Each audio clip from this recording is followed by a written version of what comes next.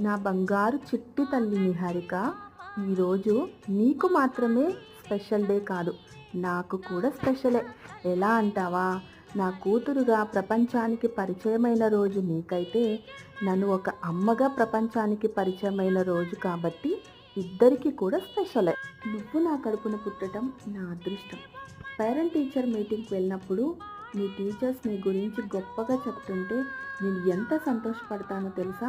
చదువులోనే కాదు, ఆటపాటల్లో ముందుంటుంది, ఒకరికి సహాయం చేయడంలో ముందుంటుంది అని చెప్పినప్పుడు నేను ఎంత గర్వపడతానో.